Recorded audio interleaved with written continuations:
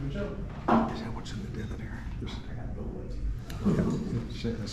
And it's going to be around 58843 too. So, I'm going to talk a little bit about GFC 500 Autopilot basics. We're going to try to get through this. So, who in here actually has flown the Deb? Has anybody flown the Deb since avionics? All right, so about half the group, which is great. 843 getting the Autopilot as well will definitely open that up for a lot more people to kind of get comfortable with that system, which is great because it's a fantastic Autopilot. For anyone who has flown the Autopilots we do have, you'll certainly notice the difference.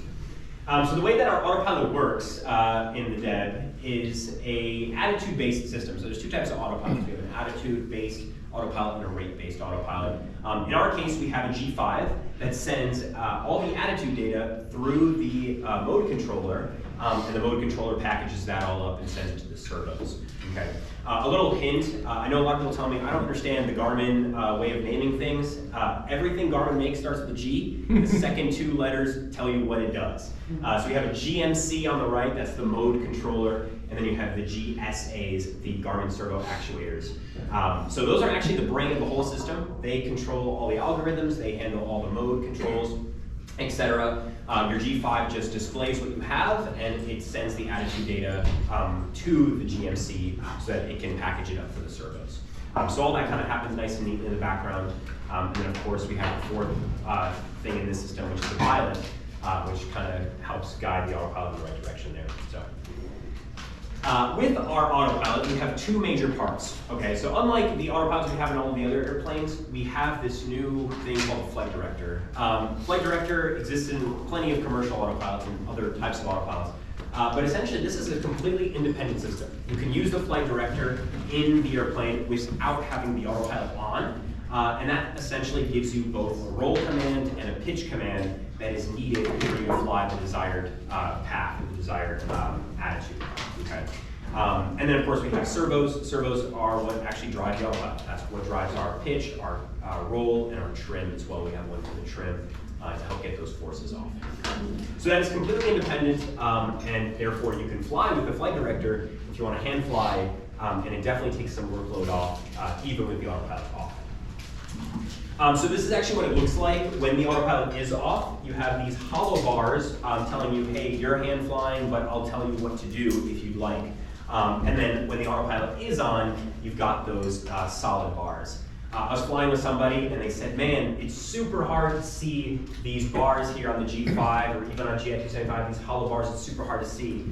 And I said to them, listen, Matt Williams, if you need to see that, we do sell a bigger display. So that is an option, but with what we've got, it's still hopefully pretty livable, and you can tell when it's running and when the autopilot is running. All right, so at the top of the G5, we have our status box, and you'll notice two colors there. The first color is green. That tells you that something is active. It's currently on.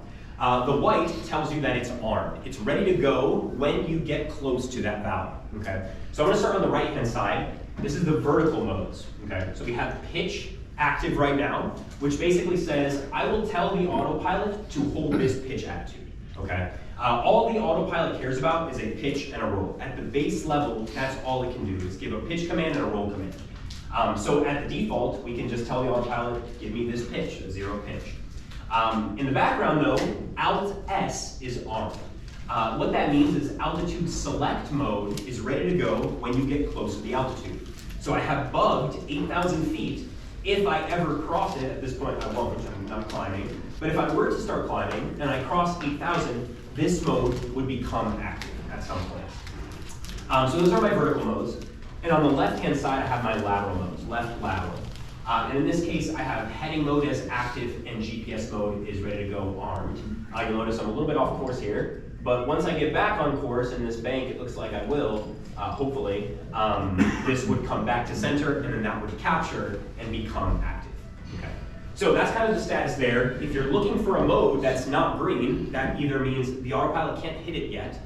So for example, I want to fly 8,000 feet. You hit the altitude button on the autopilot, you notice it doesn't go to 8,000 feet.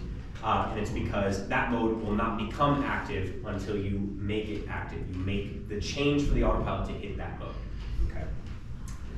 So looking at the controller, it's split up in a way where you know the lateral modes are on the left and the vertical modes are on the right. Okay. So lateral modes help you guide the airplane along the course, and your vertical modes help decide to climb, descend, or hold altitude as needed. And in the center, we have Autopilot, the on button, the flight director on and off button, a yaw damper button. We're actually the only Bonanza in the United States without a yaw damper, thanks to Matt Williams. And go tell him I said that. I'm glad he's not here. Yaw damper, which we don't have, doesn't do anything, and the level button, which is a great tool, which I'll get to at the end here. All right, so to summarize our vertical modes, we have pitch. Like I said, that's the default. If you, someone put a question over there. When you turn on the autopilot, turn it on right away, pitch and roll become active. Basically saying, hey, whatever pitch and whatever roll you had when you press the button, that's what I'm gonna hold as the autopilot. So right out the gate, there's no pitch button because that's the on state of the autopilot. But that will help you define a user-defined pitch, and you can also change that pitch with that little knob that the guy's got his hand on there. We have IAS mode, which is a maintaining a user-defined airspeed. Again, you will click that and you can change it with that little rocker. Vertical speed, same story. Altitude, if you were to just hit the altitude button, the autopilot will hold the altitude that it was at when clicked. So if you're cruising at 2,500, you hit altitude mode, that's gonna turn on the autopilot to that mode, it's gonna hold 2,500. So if you bugged 8,000 and you press altitude, it's not gonna go to 8,000. And then VNAV, which we'll get to that at the end, this is sort of the nice part of our autopilot relative to the S-Tech that we have in the other airplanes. The Garmin Autopilot has this pretty cool feature that we'll talk about near the end here. All right, and then we have our lateral modes. Again, roll is our default. Wings level when you turn it on. If you're in a bank and you turn it on, it'll hold that bank. If you are doing steep turns and you want to cheat, you hit that button, it'll hold the bank for you, as long as your examiner's not looking. Heading mode, that will follow the heading bug. Track mode will define the user fly a ground track. So let's say the winds are howling and you have a 30-degree wind correction angle, you can hit ground track and it will fly whatever your ground track over the ground is, and you can adjust that as desired. And lastly, nav mode, this is the one that we really like, that will fly whatever is in your navigator. So if your navigator's flying GPS, it will fly the GPS course. If you're flying a VOR, it'll fly the VOR. A localizer will fly that. Just hit that button and it will do the job for you. Any questions before? Okay. We have two other modes that are pretty important that are not as obvious. The toga mode is actually two modes, but it does the same thing. Near the throttle quadrant in the DEB, with your middle finger, if you bring the throttle all the way in, you can feel that toga button. What that button does is it sets the autopilot to a climb pitch. So it'll set wings level, climb pitch. And it's great to do that on takeoff to say, here's what I need to pitch for as soon as I take off. It's called toga, takeoff, and go around. So on the other hand, if you're coming in for landing and you decide to go around, you press that button, it'll again do the exact same motion, pitch you up for a climb pitch, and you can follow that as well. The other cool thing for my intro pilots, if you press the toga button on an approach, it will actually sequence the missed approach. So you don't have to go ahead and fiddle with your GPS and hit suspend or anything like that, or unsuspend. It'll just go ahead and sequence the missed. You can fly it and it'll help climb you up.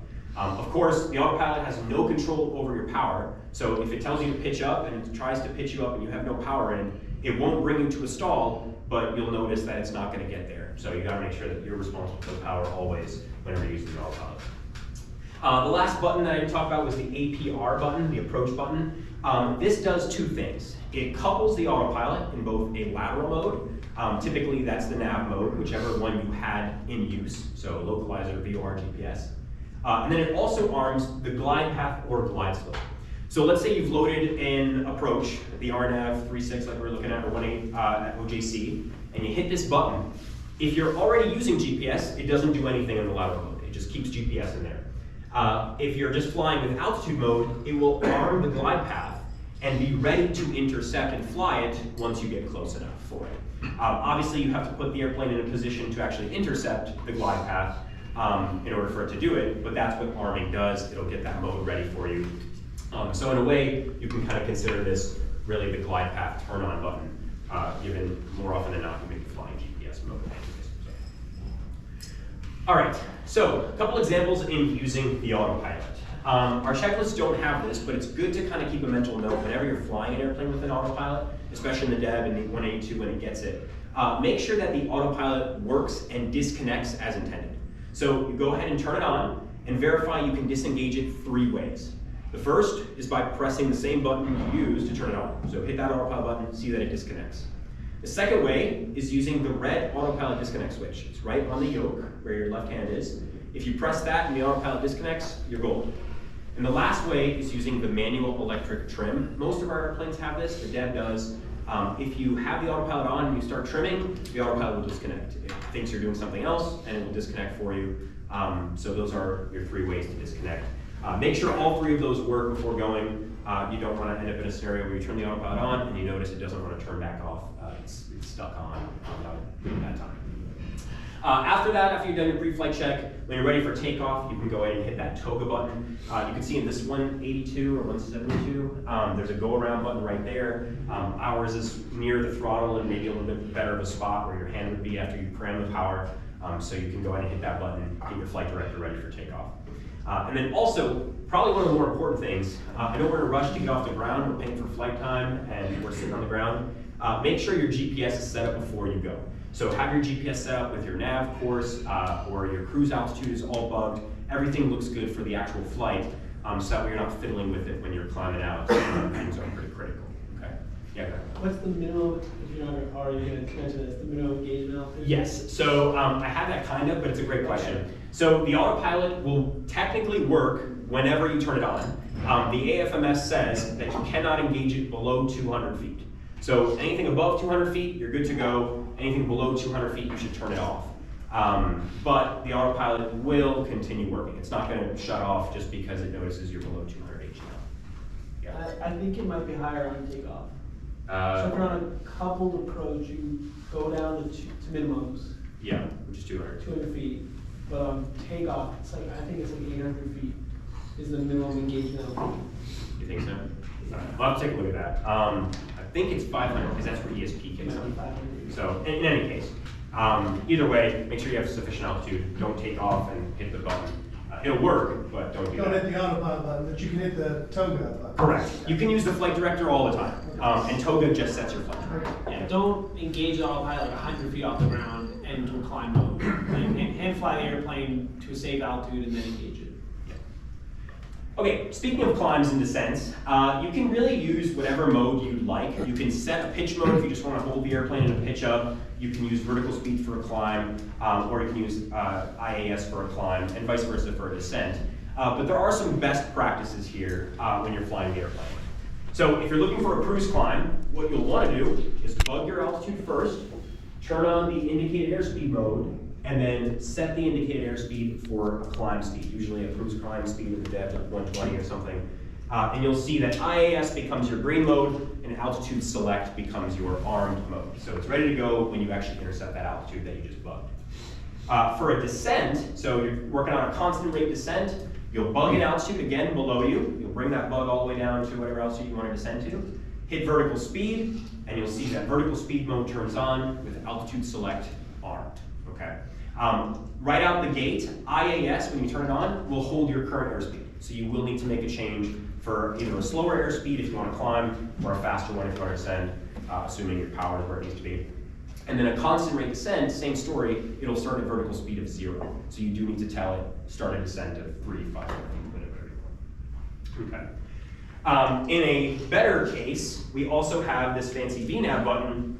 So if you have programmed the descent into the navigator, you hit that VNAV button, you should see your VNAV mode become green when it's active, and then you should have an altitude mode as your armed mode. And I'll talk about what each of those mean in a moment here. Alt V versus Alt S. Okay. Does anybody have any questions on climbs or descents? Okay. What's a good way to, I've taken off, when should I press the IAS button typically? Like what's it, even with the autopilot's not engaged? When the autopilot's not engaged? So I've just taken off. So you just took off, you have toga set, right? Yeah. So you're climbing up, runway header, let's say, and then once you get sufficient altitude, say 600 feet GL, whatever, you hit the IAS button, and that will just stay in flight director. So you're still in flight director, the autopilot's not going to do anything. IAS comes on, and you go ahead and scroll that wheel down to an airspeed typically, or it may just hold the airspeed that you actually wanted right out the gate if you're right on the money. So that will happen right away. It will be bugged, and then you can turn the autopilot on. So IAS would come on pretty much when you have sufficient altitude. Again, you don't really want to be focusing on the flight director when you're climbing out. If you're VFR, if you're IFR, you will be, and then you can hit IAS when you're at a comfortable altitude. But usually right around pattern altitude, just below it, is plenty for that guy. Okay, so Alt S, you see I have that a bunch of times, and then Alt V. Those are the two different kinds of altitude capture mode. Both of them result in Alt becoming the active mode, which just means I'm going to track this altitude. Alt S is whenever you have a bugged altitude, which is probably 90% of the time, you'll be using the altitude bug. Alt V is when you have a VNAV constraint configured in your system. I'll talk about what that looks like. I have a couple of demos there, and you'll see what it looks like. In both cases, what the system will do is it will take which one is higher. VNAV only works for descents, so it will say, is the bug higher or is the VNAV constraint higher? And whichever one is higher, it will arm the appropriate mode. Okay. So if you have altitude select at 1,000 and altitude V at 2,000, the system is going to stop at 2,000. It's not going to keep on going. And then vice versa if your constraint is below your bug. Okay. All right, so for normal navigation here, you'll usually be using nav. I didn't mean to put these animations in for this slide, but there you go. Otherwise, heading and track are also used if you're using, if you're just kind of off route, you're going with a heading bug. If you're getting vectors, heading bug will work. Track is not used very commonly. It would really only be used if you wanted to use it. You're tracking a westbound heading, you hit track and you go west. But really the two common ones you'll be swapping between are heading and nav. Whenever you're using nav, make sure your system is set up, meaning I know I'm on the right CDI source, I know I'm on the right type, GPS versus VLOC, and I'm on COM1 or COM2, whichever one, or GPS 1 or nav 2. And when switching between nav and heading, make sure you sync the heading mode first and then activate heading mode. Okay. Anyone who's done this knows that if you don't do that, the aircraft will start banking in the direction that you didn't ask for while you're trying to get the heading mode back. Okay. So make sure you sync it first, then go ahead and engage the heading mode, and that way you can make a turn without weird banks that just kind of happen there. All right, so I'm going to go through a quick example of an approach. So let's say you're getting vectors to a GPS approach, right? You're flying a heading, you're probably in heading mode right now, and you have altitude mode active, okay? So you loaded the approach, everything looks good on the GTN, your CDI source is correct, everything's great, you have purple needles, it all looks good. When you hit the approach button, what you're going to get is GPS as your armed mode, heading active, altitude armed, glide path, or sorry, altitude active, glide path armed. So that's what you should see on your G5 top bar. If that looks good, then you're good to keep going. If you don't have a glide path on the approach, then obviously you won't see that. But if you do, you'll see glide path. If it's a localizer or an ILS approach, it'll be GS. Okay. When the capture actually occurs, you'll see a little blink like this telling you, hey, I got GPS, we're all good, and I got glide path, you're all good, and I'm going to continue flying those two. Okay. If that doesn't happen, the system won't capture or won't fly the glide path. So if you look at your G5 and it looks like the glide path needle is pretty much in view, but you never see glide path go green, it's not going to capture it. Okay. It's either because it's not within the capture range, or the system just isn't recognizing it and there's an issue there. But make sure that when the capture occurs, you get both of those turn green. They may not happen simultaneously, but you should get them both when you're fully coupled on the approach. Any questions? Okay. All right, so I'm going to go through VNAV because I get this question a ton. How do I use VNAV? I really, really want to use it. It looks pretty cool. It's awesome to hear that I don't have to fly the airplane from takeoff to landing. So how do I use it? There's two good examples. The first is for VFR cases, and the second is for an IFR case. So let's say in VFR cases, you're flying to Lee Summit, and you want to get to pattern altitude about 3 miles before the airport. That's what I like to do. Some people like to do 5 miles, it doesn't matter. But let's say that's the case, and then I'll talk about crossing a fix for an approach at an ATC altitude. Okay. By default in the DEB, the VNAV descent profile will be 3 degrees. Don't change this default. You can change to be a user config option, which I'll show, but the default will always remain that way. So don't change that. So what you'll do is you'll hop on your navigator. You'll make sure that you go in here, VNav looks appropriate. So right now it's a 3-degree glide path. Let's say I have passengers that are sensitive. I can hit my vertical speed target and descend at 300 feet per minute, for example. Hit enter. Now my navigator is going to tell my autopilot to fly 300 feet per minute. If I care, I can make it a 2-degree glide path as well. Doesn't matter, and the system will automatically compensate to tell my autopilot when to fly there to make sure that it's what I want. Okay. So those are options. Those are not the defaults. So the default is by going into the menu. Don't change the default. If you want to change your VNav profile, that's how you do it. All right, so using it to actually enter the pattern. Let's say we're coming from Harrisonville. I go into my flight plan, and I first have to make sure that Lee's Summit is in my flight plan. I'm sure 90% of the people in here go direct, Lee's Summit, and then that's all they do. If you do it that way, you won't get this little altitude box. So you have to make sure it's in your flight plan. We'll go ahead and hit the type to be an at constraint, meaning I want to be at that altitude, and I put in the altitude. Let's say I put 2,100 feet for the pattern altitude, and then I realize, wait a minute, actually, I don't know if that's the right altitude, so I'll do AGL and hit 1,000. Okay. So both cases there, I can say I want to fly 2,100 or I want to fly 1,000 feet above the pattern, and then I hit it long track 3 miles before Lee's Summit. Okay. Once I do that, my navigator confirms that, hey, you have a waypoint now 3 miles before Lee's Summit, and if you see that little TOD right there, that TOD, that tells you where you'll begin your descent. Okay. So that's your way of knowing that your navigator is going to give your autopilot that information to begin the descent. If you don't see a TOD, then it's either behind you, which means your descent profile is not going to work, and your navigator will tell you that with an X. Or you just didn't put it in the right spot there. So just make sure that when you go to the map, you see a TOD, and everything looks good. If you prefer to be farther out, you can change that 3 values for the example there. So that's how you would do it on the GTN, and then you would hit on the autopilot, VNav, and then bring your heading bug away from your current altitude so the system would actually begin to descend. If you don't bring that heading bug away, the system will not descend. It'll think, hey, I'm at the highest of the 2 altitudes, I'm at the bug, so I'm gonna stick here. You say heading bug? Yeah, sorry, altitude bug, sorry, yeah, thank you. So yeah, so you hit VNav, you bring your altitude bug down to 2,000 feet, whatever the case is, and that way the system will begin its descent. All right, so let's say ATC says, hey, proceed direct Wampo, cross Wampo at or above 3,100. So I'm flying along here, so I go into my flight plan, I clear my messages first, and then I go into my flight plan, and I go to Lee's Summit, load procedure, approach, and I load the 3.6 LPV into Lee's Summit, and I check Wampo. Okay, I'm not gonna fly the course reversal, I hit load, and then I go to Wampo, and I set the constraint to be 3,100. I changed it to at here, just because I always like to be at the number they give me rather than the above, just for my own personal case. But if you want to make it at or above, that's totally fine. And then I proceed direct Wampo, and bang, I've got a TOD in there nice and neat for me. Okay. So in this case now, my navigator is going to descend me down to Wampo at 3,100 feet. I don't have to do a single thing as long as I have VNav armed and my altitude bug is off of my current altitude. Okay. If you don't set at or above, if you set at or above, what will it do? It will still descend, but it will change the VNav profile.